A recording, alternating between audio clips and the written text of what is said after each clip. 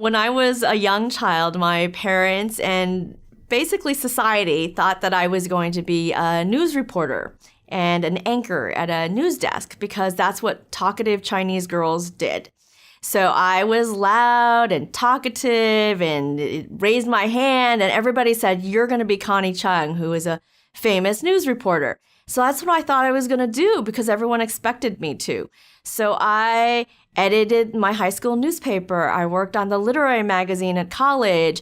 But then I did really poorly in my English class and my journalism class. I thought, oh my gosh, this isn't going the way I thought it would.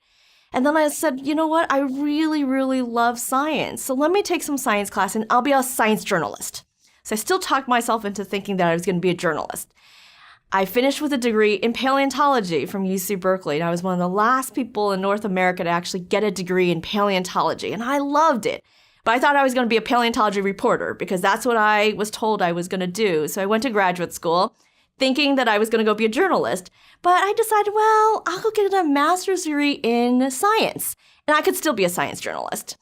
And I finally realized that I didn't want to be a journalist. I wasn't that good at being a journalist, but I actually was good at being a scientist.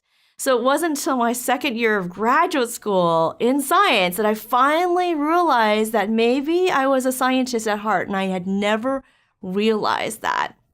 So I got a PhD in paleontology and became a paleontology professor.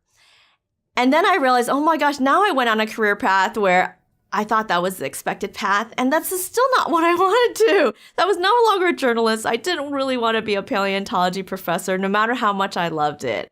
And that's how I found my calling now, which is working in a museum. I get to use the science that I learned. I also get to be a journalist in some ways, telling stories about science.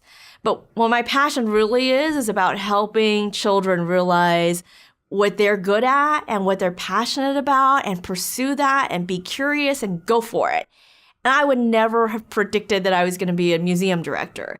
But at each step of the way, I tried to find what I was interested in.